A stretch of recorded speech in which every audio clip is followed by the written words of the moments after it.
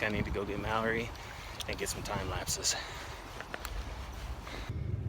All right, that was a good day in the gym.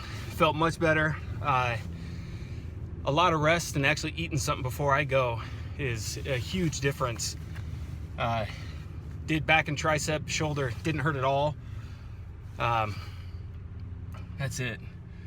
It's a little bit rainy today. I was hoping it would dry up. I wanted to take Cameron out and go skateboarding somewhere, or actually at the skate park. It hasn't been dry for so long, haven't been able to. I'd like to get out and do it. The clouds are out right now, so I think I might get some time lapses. I don't know how Mallory's gonna feel about that one, just sitting in the truck and doing nothing for like a half an hour, 45 minutes. I know I could definitely get some at home, but it's much better if I can go get the water in the background. So we'll see what happens. I had some people ask me a while back, and I figured I'd answer it now because it just popped into my head, and I have a good example to go along with what I'm gonna say. Somebody asked me one time, I guess, how do you keep the motivation going? How do you stay on the diet? How do you keep going to the gym? And to that I would say, when you're heavier and you're just starting out, it's absolutely a lot harder.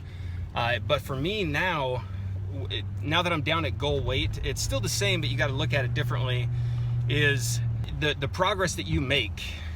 When I lose and gain progress now, like when I gain muscle or when I gain fat or lose fat, it's much easier for me to notice it all over my body. It's just in the way I feel.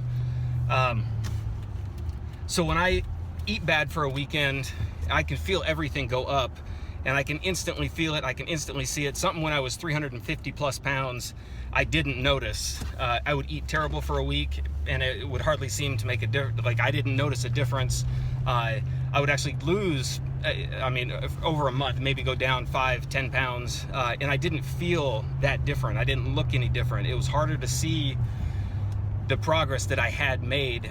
The progress was still the same. If you're in a down slope with your diet, if you're in an upslope with getting healthier eating, it's all the same. It's just, it's easier to notice when you're down. So that's why you have to really pay attention when you're heavier. And I had to pay attention, or I just had to go longer before I noticed it. And that's one of the big factors, one of the big motivating factors for me that keeps me going day after day, is just the progress that I've made, and knowing just the little things that can really mess it up. I mentioned before, when I eat peanut butter, or not peanut butter, I do almond butter or nuts or anything like that. If I eat those consistently for 3 or 4 days, within those 3 or 4 days, I can feel a thin layer of fat just start to develop over my body. And I never noticed that before when I was heavier, of course, because my entire body was nothing but fat. But now I'm a lot leaner and I can tell. So when I notice stuff like that, I instantly cut it off, because I work my ass off in the gym now. I'm there 6 days a week. I do meal prep every single week, almost every single week. And I really pay attention. I work my ass off to get where I am now, and to let not to let a cheat day ruin things, because a cheat day is good. I firmly believe in cheat days. That's the only thing that kept me going for the last like 5 years. And if I didn't work those in on a weekly basis when I needed them, I would have never stuck with this. So I definitely don't want to put cheat days down. But when I do like a cheat weekend, I can really feel things take away from me. So it kind of puts me in check. And that's one of those things that you need to, I would tell somebody that's asking me to really recognize that. At the beginning of your diet, go until you see progress. Go until you're gonna notice the first 10 pounds, but other people, they notice it, but they're not gonna say anything. Because I mean, at 350 pounds, no one's gonna go, oh, hey, Jeff, did you lose 10 pounds? I barely notice it. But when I lost like 30 pounds, I started to wonder, like, why hasn't anybody said anything? I can definitely tell a difference. Well, of course you can tell a difference. You see yourself every single day.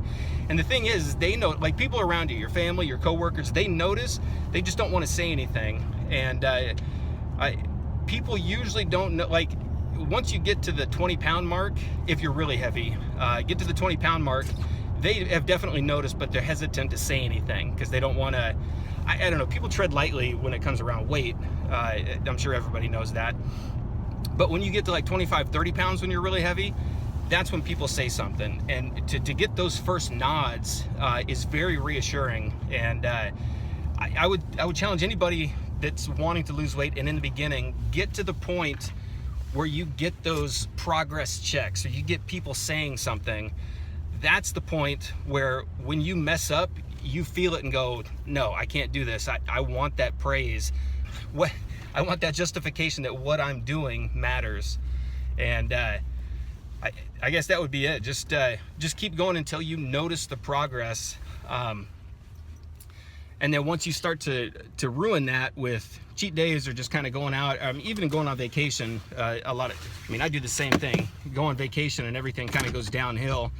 But once you get to the point where you eat bad for a day, you can notice it, that will keep you in check a lot longer. And you'll be a lot more successful in losing weight, going to the gym, anything like that. All right, I'm home now. I'm gonna head inside and check out Malibu. All right, baby girl, what are we doing? We're preparing our chalkboard that's gonna have our episode list written on it for our new channel. All right, let's put it together.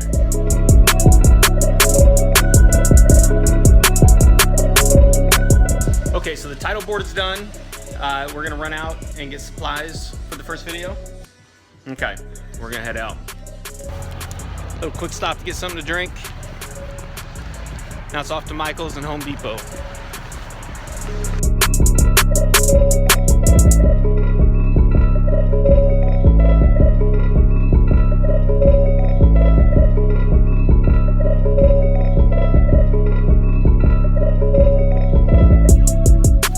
You're wandering around Michael's, trying to find stuff to turn into a nail polish holder.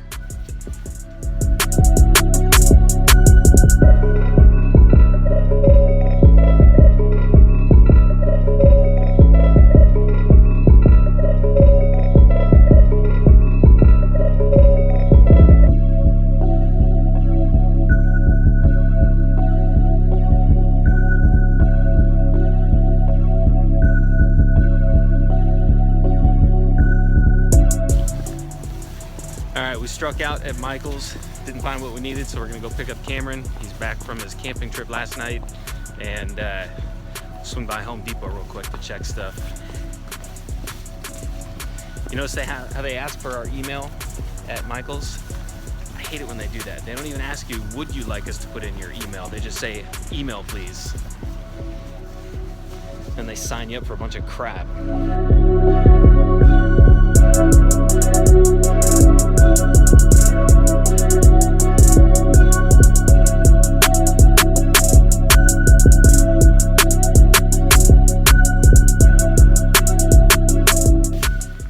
We are now striking out in Home Depot, not finding anything that's going to match what we wanted to do.